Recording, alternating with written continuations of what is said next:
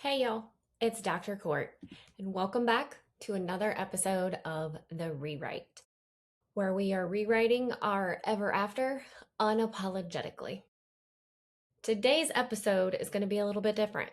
You guys are just going to get me today, and it is a tough one. As you listen, I do need you to remember that the purpose of this show is to not edit out the hard parts of life. So take what fits, leave the rest, and don't judge me. I'm not a cute crier, so I've been judged a lot in my life, but I am still not a cute crier, so don't make me cry.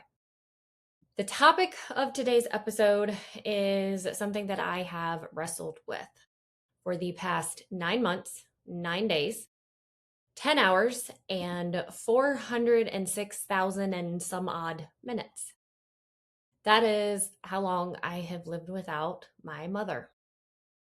Yet I am finding myself still struggling pretty significantly.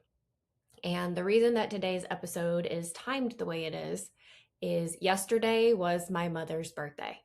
So it was her first heavenly birthday, and I wished her peace and happiness wherever it is that she may be.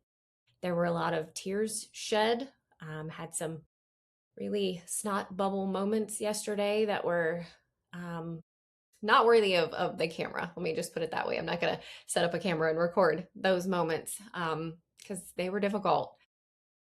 Mostly because, and here's what I'm struggling with. So you guys really get to it. What are you struggling about other than with just grief? I'm really struggling with how I am supposed to honor someone who gave me life. So I'm so appreciative. But when the relationship that I had with her was immensely complicated, and it's very difficult, like how do you talk about someone that you loved so deeply, but you also have to tell the truth about the moments that hurt you equally as deeply? How do you grieve someone when the relationship that you had was never as simple as some people, and the people who can say this, the women, and the men who can say, my mom was my best friend. I don't have that ability to say something that simple. I don't have the ability to say that we were best friends. Was there a time in my life where we were best friends? Yes. But there were usually fleeting moments, fleeting chapters that were usually bookended with yelling and judgment and toxicity. And I think the true answer to how do you do that is you understand that there's a level of duality that comes not only with life, but that comes with death and grief as well. So I think the answer is pretty simple. It's honesty. It's unedited honesty, unadulterated honesty. And you know what? That's the point of this episode or this podcast, The Rewrite. That's what it's always been about. Not rewriting our stories to make them prettier, to make them more digestible, not editing out the painful parts, but by sitting in them, sitting with the skeletons, telling the whole story, telling the duality. Because the truth of my duality in this was my mother was not a villain, and she was also not a perfect mother. We were not complete enemies, but we were not best friends. She was a person. She was a woman with her own wounds, her own struggles, her own stories, and I was her daughter, a daughter who loved her deeply and immensely, a daughter who was deeply and immensely hurt by her on more than one occasion, a daughter who has spent decades of her life trying to understand how both of those things could be true at the same time, and trying to explain to other people how they could be true at the same time. So many people have such a hard time with, well, she said these things, or she did these things, or she acted this way or that way. How can you miss her? How can you grieve her? Um, and that has been something that for the past 9 months I have had to really sit with and try to come to terms with myself, is kind of that absence of having any answers to that question. I can't answer them myself. I can't answer them in my journal, and I certainly can't answer them out loud when people ask me. But maybe the purpose of this episode is to find some answers, or maybe some of you guys out there will share with me what your answers are. But there is something that I haven't shared with many yet, up until this point. So I'm sharing it with you guys. You may be some of the first to hear it. I have been writing my second book for the last several months. I have not had all the answers as I have written this one. Not that I had any from the last one, but um, I think that my goal. So when I first started the book, it was going to be this whole explaining why I had such anger that I had for my mother. But it has actually morphed into, and those of you that are authors, writers out there, creatives, you know that that's how it works.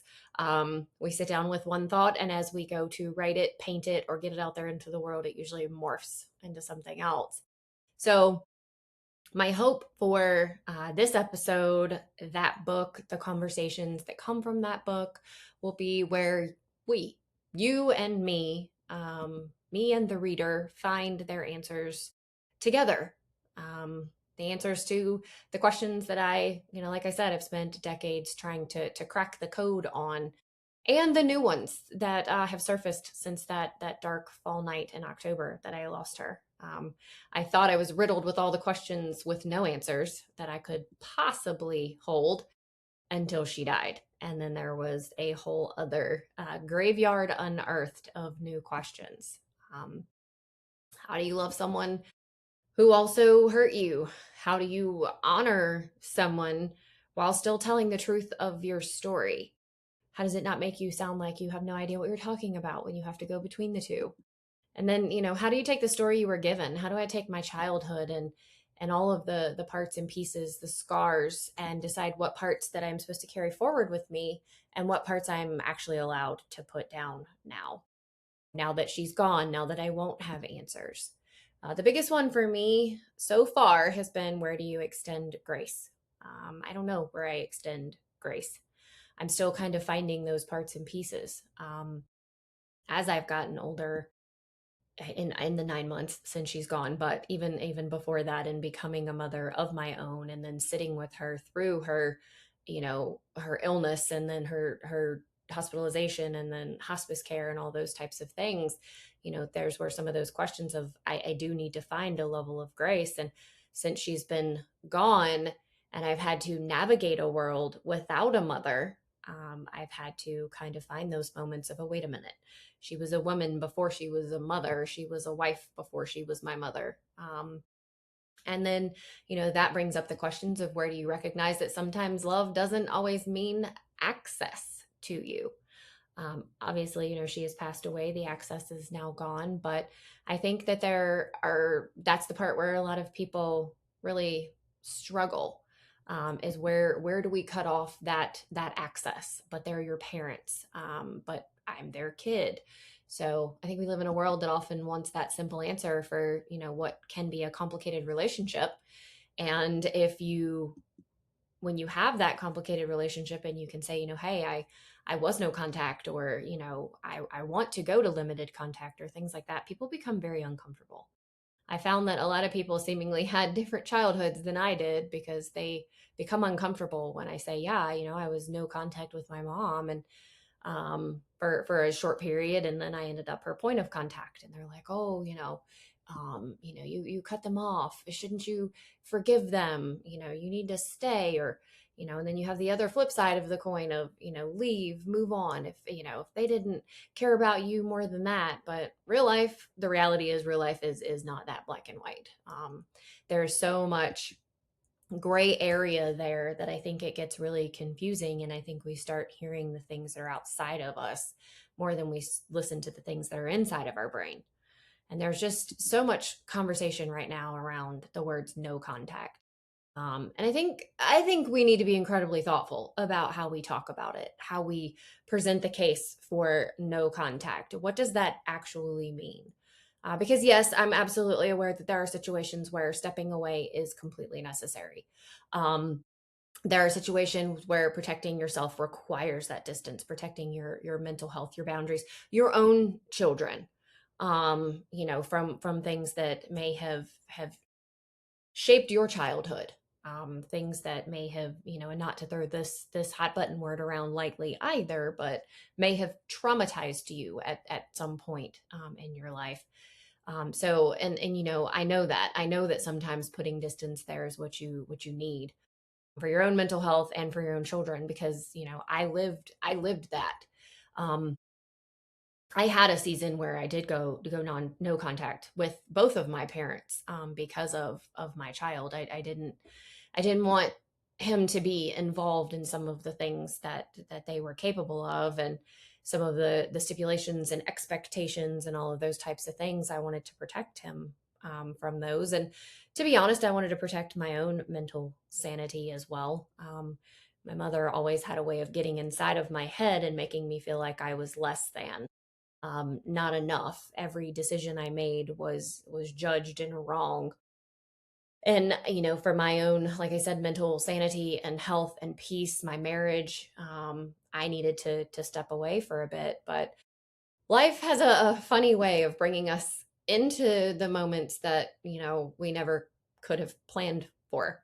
When my mother entered hospice care, I went from that no contact, limited contact, to becoming her point of contact on all of her medical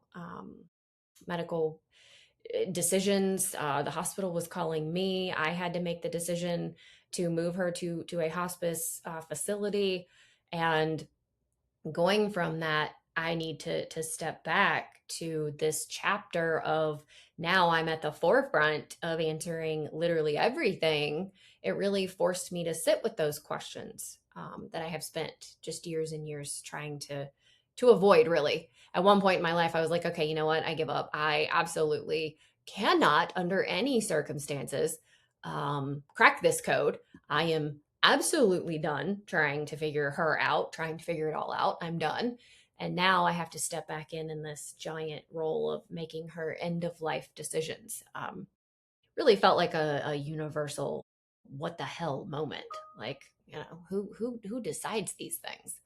But I had to sit with it. I had to become it. My father has the beginning stages of dementia. And he is just not, everybody says, "Oh, that's so sad," and it's like, yeah, well, he's kind of an ass to begin with, so it's not really all. He was been an alcoholic my whole life, and he just really doesn't show up for things. So he didn't show up for anything that she needed while she was there. And my brother passed away in 2019, so it was literally just me, and my husband, who, she's not always been the kindest to him either. Kind of waxes and wanes with her. For a little while she's very supportive, and then for a little while she's very judgmental. I think some people would probably consider that a mental health diagnosis, but my mom would have no parts of that. So, I being the only one to step forward, I had to start. How do I show compassion to this woman who has done these things without abandoning myself? She's in her most vulnerable state, but how do I hold the boundary while still holding love for her in this vulnerable state that I knew? I mean, as a nurse, I could tell, when we were rounding the corner to, yes, this is the end. And, how do you hold that space for both, that tension, that like messy middle? So that is where this book was born, was kind of the messy middle, and then the after, in the past 9 months. So the title of the book is Like My Mother Was, and it's going to release in October. So her right around her 1 year death anniversary. It is literally the most vulnerable thing I've ever written. If you have read Uncaged, you may think that's a really bold statement to make, that there's no way I'm telling the truth, but buckle up, bring the whole damn box of tissues, because it's got nothing on that. When I started it, I knew I couldn't write a book about just my mother, one that only told like the beautiful parts or the bad parts. I wasn't it wouldn't be honest for me to write an entire book calling her a villain. It wouldn't be honest of me to write an entire book calling her a beautiful mother. So it really had to sit in that space of, two things can be true, and I'm not going to edit out any of the parts of it to make it look better, or edit out the parts that could make me look better. It wouldn't be honest to my form, to who I am. And the reality of it is it wouldn't have been honest, because my mother was complicated. Or if you knew her well, you probably heard her called a hard ass, that people who were not so fond of her would lovingly refer to her as pretty frequently.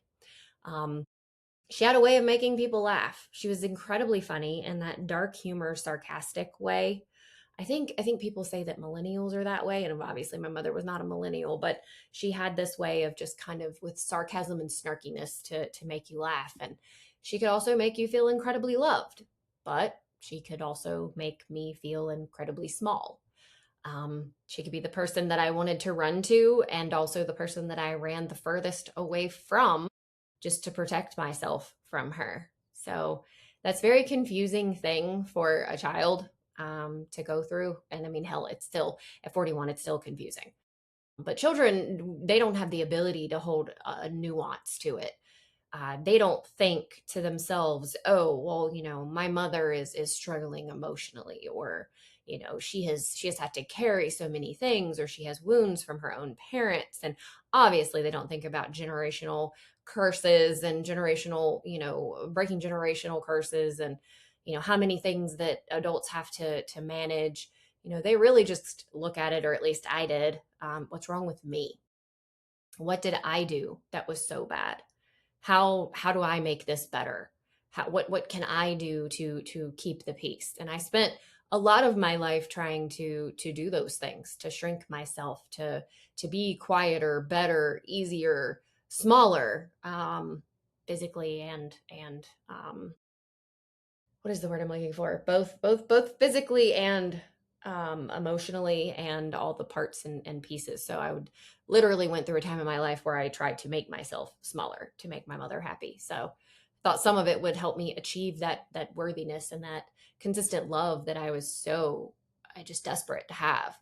Trying to find the version of myself that would finally make everything in my environment feel safe. That was what it ultimately boiled down to, was safe. So, as I'm talking about this, I want to read you guys the prologue of my book, because that was during one of the hardest moments of our relationship. Um, my mom had just entered hospice care at one of the first facilities that she was at. She was actually in two. The first one wound up being a bigger nightmare than most people would ever recognize. But in the first one that she was in, it was the one of the first nights she was there. She was very, very scared. She was very, very sick. She was also very, very medicated.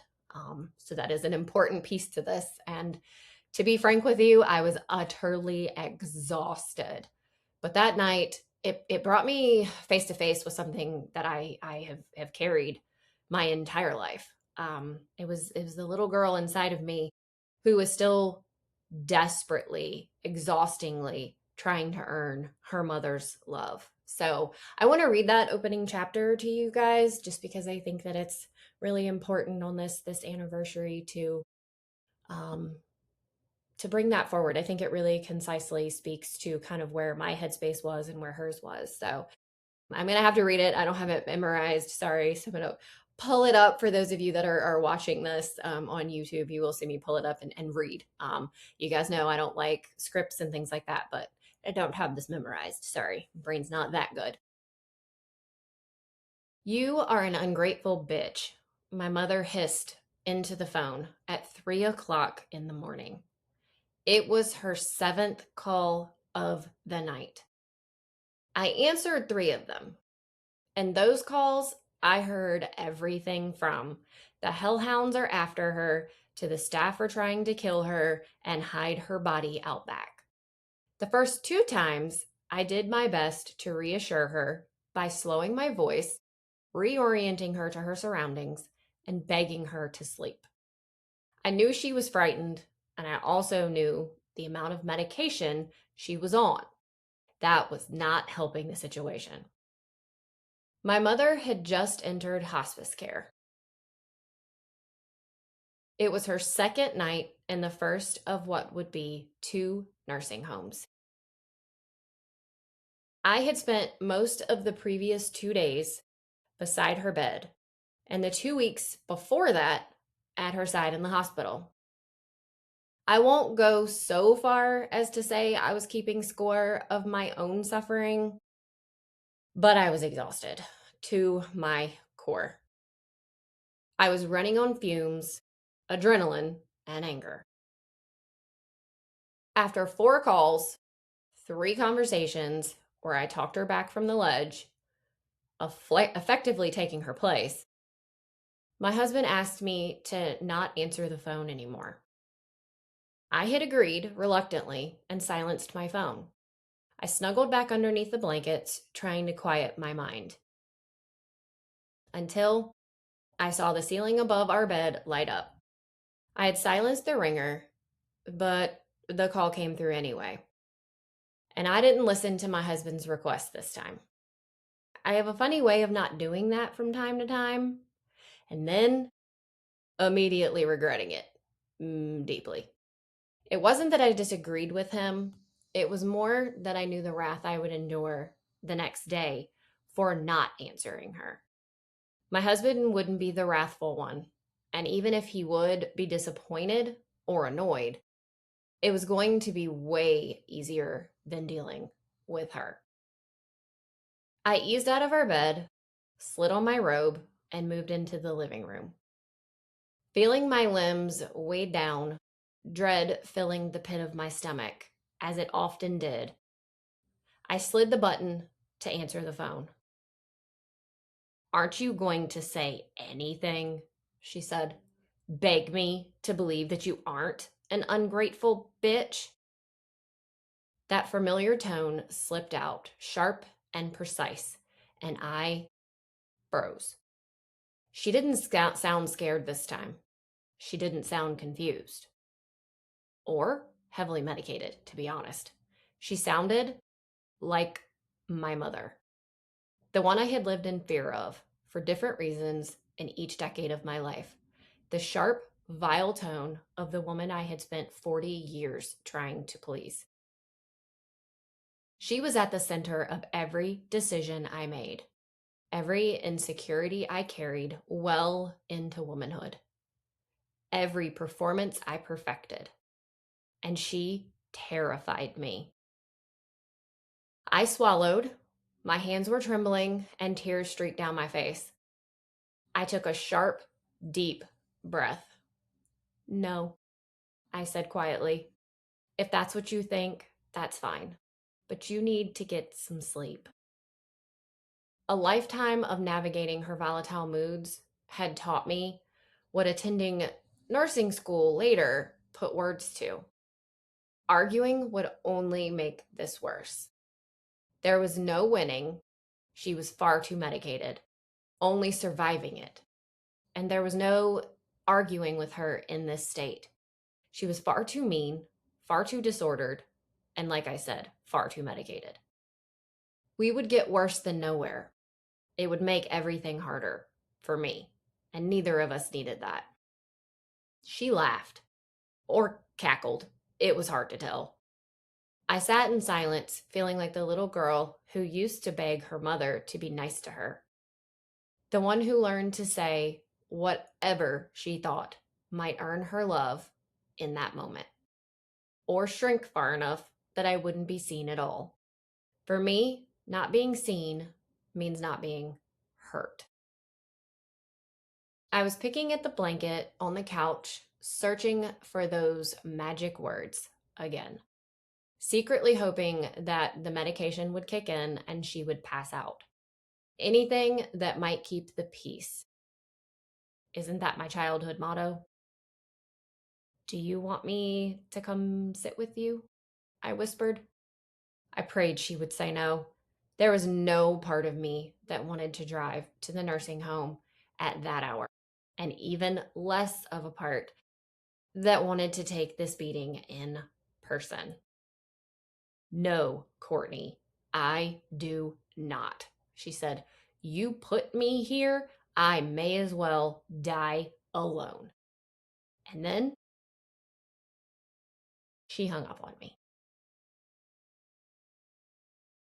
She hung up on me in that moment.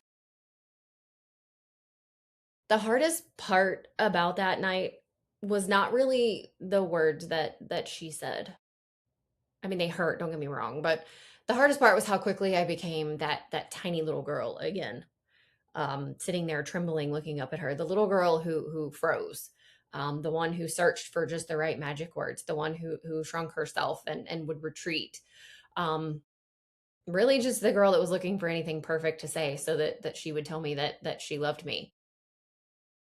And that realization in that moment really broke my heart because I wasn't 8 years old anymore. I wasn't the 16-year-old with, an eating disorder anymore. I was a grown woman.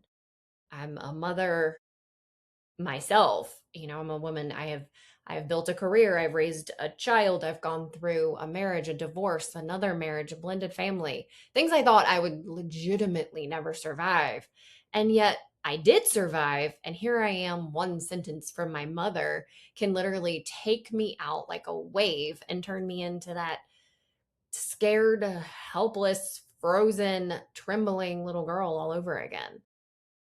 But this is where the rewrite started happening for me. Healing didn't mean pretending that my childhood didn't happen. Watching what was going on with my mother in real time didn't mean I needed to turn her into someone she wasn't. I didn't need to turn her into a martyr and a hero just because she was actively ill and potentially, passing away. And after she passed, I didn't need to put her on some postmortem pedestal. I mean, we oftentimes do that when someone passes away. It really erases all of the, maybe not all of, but some of the bad, some of the negative things that they've done. We really erase that, and people really just want to focus on the good parts and the good memories and things like that. But it didn't mean that I had to do that. It meant that I had to do the thing that I live by now, which is holding the two truths, where, she hurt me and she loved me. She was good and she was bad. She was nice and she was mean. She gave me some wounds, some pretty terrible wounds. But in writing this book and sitting with some of this, I have really realized that my mother also gave me gifts. She really shaped me. She shaped who I am. Um, some of the things that I didn't think I would be able to survive with my divorce and blending a family, and if you've read Uncaged, a lot of people say I don't know how you survived any of that. A part of it is my mother. If I really look back on it, she's the one who, by trial and error, trial by fire, really taught me how to be strong. I had people call me resilient a lot of the times, or strong willed. My husband called me strong willed just this morning. And I told him, I was like, what other choice have I ever had? My mother made me resilient. She made me strong willed. There was no other choice. And, I get to sit here now and decide, what do I carry forward with me? That's the work. That's the rewrite, is what comes with me that I can turn into a positive, and what stays in the past behind me. For a long time, I think I believed that honoring my mother meant only talking about the good, or else hiding from the bad, exhausting one moment or the other, that they couldn't live simultaneously with each other. But now I understand something way, way differently. Honoring someone truly means seeing them fully. It means seeing their humanity, seeing their scars, acknowledging that they can both be light and shadow at the same time. And maybe, the greatest gift I can give to my mother is not pretending that she was perfect. And the greatest gift I can give to myself is telling the truth, telling her truth, telling my truth, because she was more, and we all are worse. She was more than her worst moments, and I think that we all are better than our worst moments. And I'm more than the painful full moments as well. There's a lot that has come from the things that she has taught me. Like I said, resilience and being strong-willed. And I used to have these chores when I would mess up as a child, where I would have to clean the house. And I've gotten very good at cleaning baseboards with a toothbrush. So some of my being a little OCD about cleanliness came from my mom. So it's really more of trying to look back on a story and decide what positive parts you're going to carry forward with you. So in remembrance of not only my mom, but my mom's birthday and how far I've come along, I wrote a little letter to my mom.